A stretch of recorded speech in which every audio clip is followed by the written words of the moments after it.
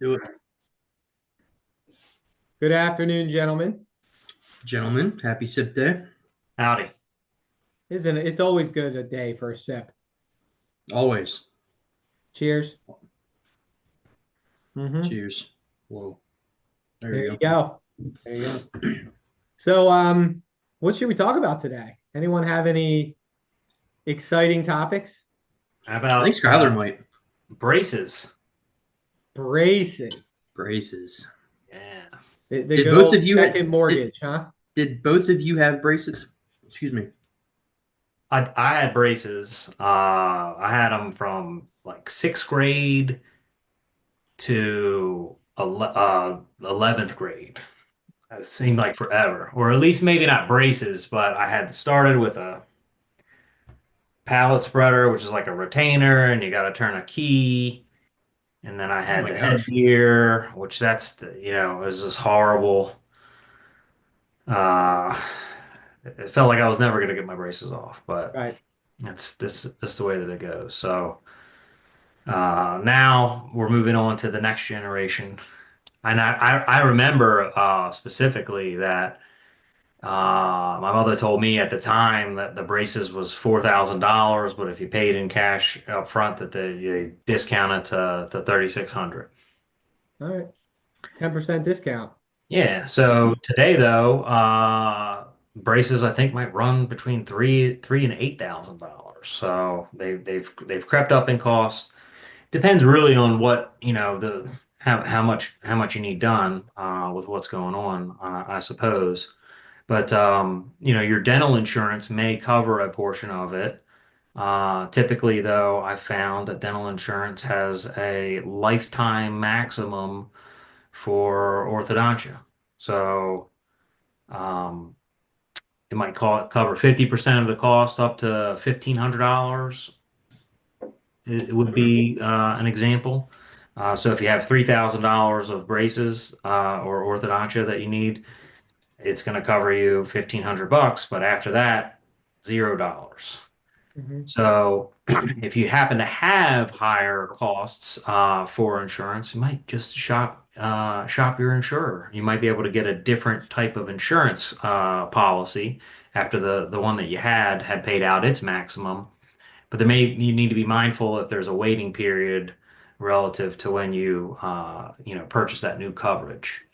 If you're working at a small business and there is some flexibility in terms of what uh, insurers are provided, that might be something to take a look at with your HR department or benefits folks at your company. Because if the current one that you've used has hit its lifetime maximum, the company might be able to switch their policy around so that you could get additional benefit.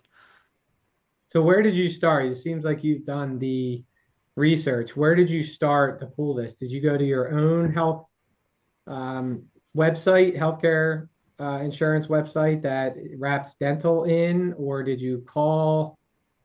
What did you do? So we were, my daughter has been sucking her thumb since she was a baby. She's going to be 7 tomorrow, and she's just recently broken the habit. We had some success when she was in kindergarten, so like she stopped altogether, but then she just all of a sudden went back to it. And so when you're a thumb sucker, if you use your pacifier too long, it makes the roof of your mouth more concave and it makes everything narrow. So when your teeth are growing out, it crowds the space for your adult teeth coming in. So we had taken her to the orthodontist. They had suggested the palate spreader and also an intervention for thumb sucking.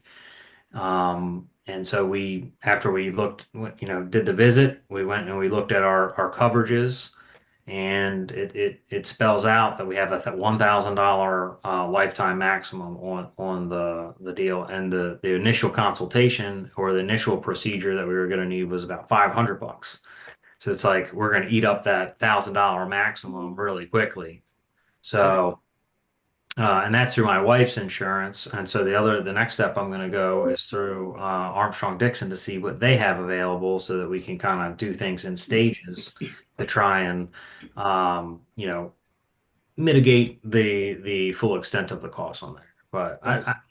you can't put a price on a pretty smile. So That's true. yeah. That's It's true. true. It gets you far. First impressions. Well, to answer your question from the first thing, I was lucky enough not to have braces.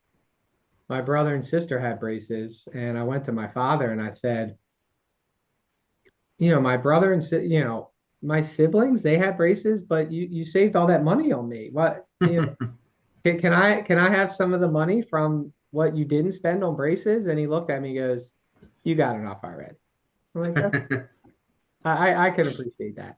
But in all honesty, the one of the things that I know from our plan is dental is wrapped into the medical. So depending on what your benefit package looks like, you might have separate dental insurance.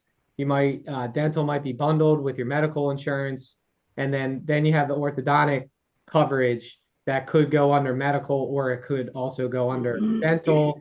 And from my personal experience with two of my kids that have braces currently, there are medical codes that have to be used in order to qualify for the coverage. So you also have to work with the orthodontist or dentist, whoever is recommending, to make sure that they code the necessity of this intervention that you're mentioning, Skylar, to qualify for the health or dental insurance to have it covered. So that's another step that needs to be taken.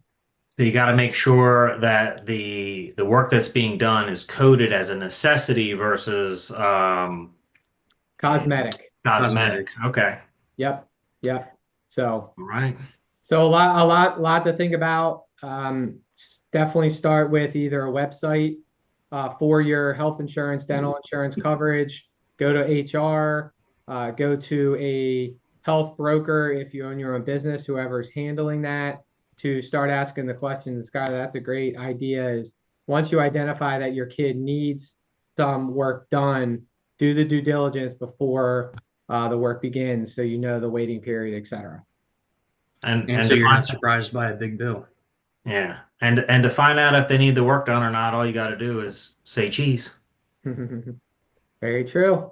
Well, with Very that, easy. I'll leave that register. Thank you all for the topic, and now we got to work harder to pay off these orthodontic bills.